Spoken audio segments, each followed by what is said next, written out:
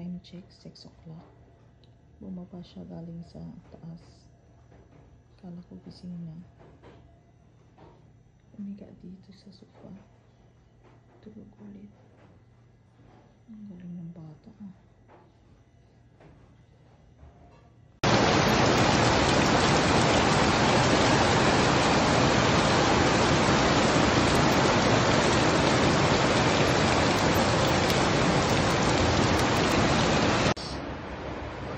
Kahit Huwebes pa lang ngayon, dahil maulan ng panahon, ang ating uulamin ngayon, ang aking lulutuin ngayon is Munggo Day. Kahit Thursday pa lang, Friday pa bukas. Sasahugan natin ng konting biik. And syempre may dahon ng ampalaya, may saluyot, may alokbati, and of course, the miracle vegetables, dahon ng malunggay. Yan ang ating ulam for today. Maghapon na yan. So tara, magluto na tayo ng ating lunch and dinner. Tama kayo, lunch and dinner namin to. Isa sa mga paboritong ulam ni Jerome, ang munggo. Munggo Day.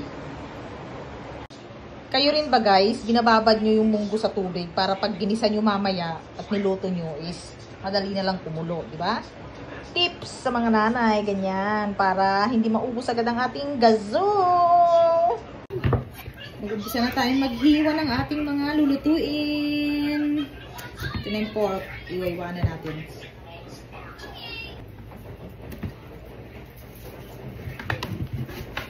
Parang lumalaban guys yung biik. Lumalaban sa kutsilyo. Ay, naku po. Hasain nga muna natin yung kutsilyo. Parang mas malakas pa yung mga kamay ko. Hinasa ko na. Tignan natin kung okay na siya. Medyo tumalim na ng konti. So, maulan po ngayon. Talagang 1 week na pong ulan ng ulan. So, masarap magmunggo pag maulan ang panahon, di ba?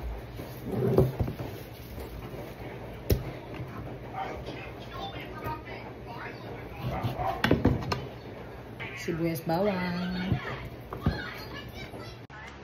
Tingnan mo, may anak kang bumabagyo na pero nakahubad pa. Ay! Walang gabi, taka-electric pa. Ngayon naman sa kamatis tayo. Kailangan ng munggo, may sibuyas bawang, luya, at kamatis. Nahimay ko na yung malunggay kanina. Ito na lang ang dahon ng ampalaya ang hindi pa.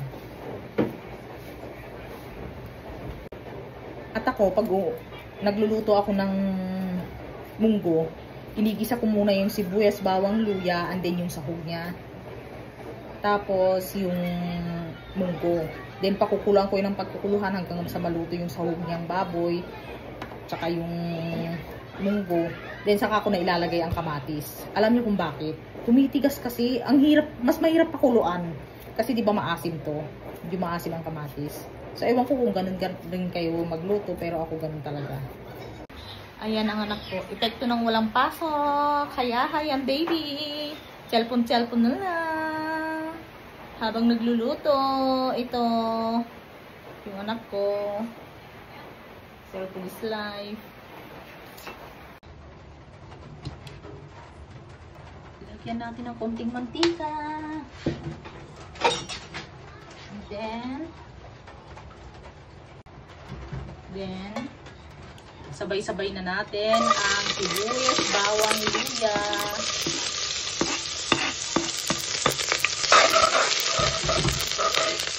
Pinupusok-pusok pa dahil. Hintayin natin mag-aroma yan at lumaw bago natin ilagay ang sahog. Ayan. At mabango na siya. Kung maamoy na ang bango-bango natin, ilalagyan na natin ang ating karne.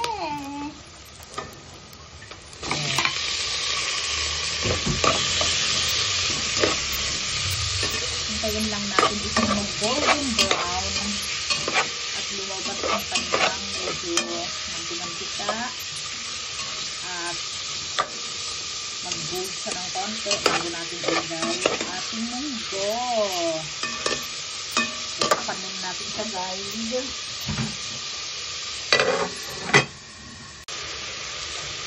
Lagyan natin ng asin, konting paminta, and konting magic sarap, baka naman. Then, halo-haloin lang natin. Isa-isa'y mag-garlic brown. Mamaya na natin siya lalagyan ng pork cubes na ito. At may sabaw na siya kasama ng munggo. Okay. So, yun lang muna. Tapat natin. Ito natin mamaya. Ayan. So, pag ganyan na siya, yung hintayin na tunog ka ng bonggang-bongga. Ayan. Haluin lang po ng ganyan. And then, ilagay na natin si munggo. Walang matira. Then, isa natin ng ganyan. Ganito rin ba kayo magluto guys? Pero ako kasi ganito magluto. Para minsan ang pakulo ng sahog niyang baboy. Kung matigas man yung baboy na isasahog nyo, at least sabay na siyang ikukulo sa upo. And then, ito ay tutunigan na natin. So, dahil may natira kaming sabaw ng nilagang baka nung nakaraan, ayan siya nakalagay sa ref, ngayon ko lang naalala. So, yun ang ating isasabaw sa kanya para malasa. And then, dagdagan na lang natin ng water. Then, dadagdagan natin siya ng pork cube, pampalasa pa. Then, hayaan lang natin siyang kumulo for about 20 to 30 minutes para luto na rin si munggo. Tsaka yung kanyang sahog. So, takpan natin. Balikan natin mamaya. Ayan guys. Luto na yung munggo. Nilagay ko na yung kamatis natin.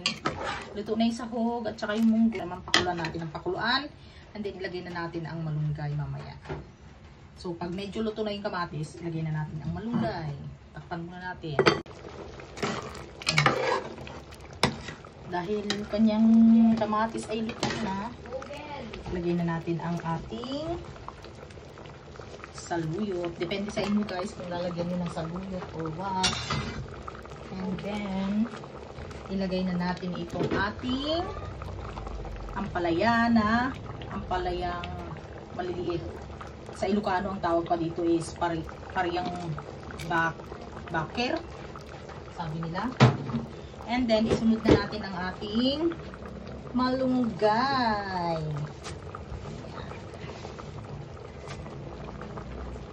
Diba? Napakasustansya. Mamaya natin ilalagay yung kunting-kunting alukbati lang at saka yung dahon ng ampalaya. Pag naluto na itong malunggay. So, lahat pala ng ating mga gulay na nilagay ngayon ay tanim lang ni Mama sa paligid namin.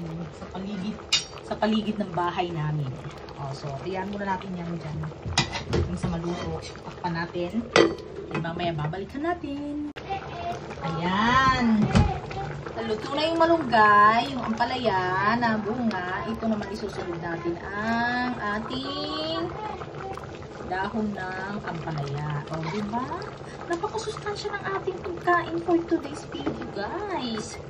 At ito'y, ang aking binili lang dito ay yung karne niya, yung kamatis, at saka yung ricados.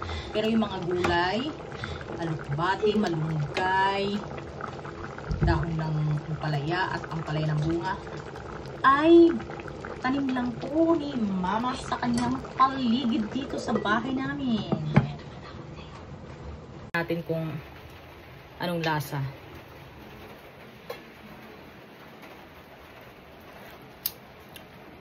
Sarap. Tama na. Luto na po ang ating munggo. Kain na po tayo. Kain man na tayo, sir. Oh, anong oras na? Magwa 1 o'clock na, hindi pa tayo kumakain. Tama na muna yan. O, diba? Mag-alauna na pero hindi pa kami kumakain. So, kain na tayo. So, ito sa akin. Kay Jerome. Sensya na kayo sa malaking braso, ha? Nag-aaral pa siya.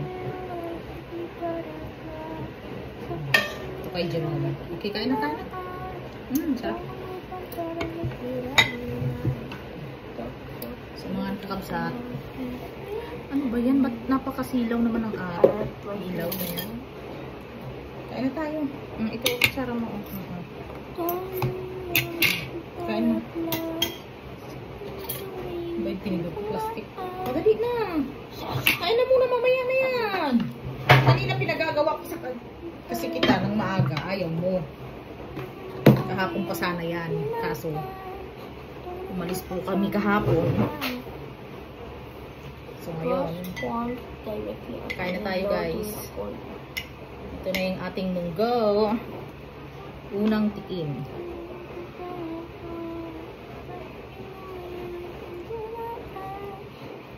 Mainit.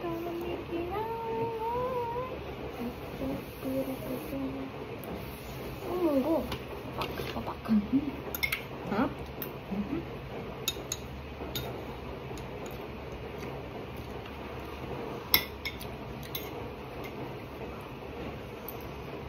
Uy, sarap. Kain ka na. Dali. Tigilan mo muna yan.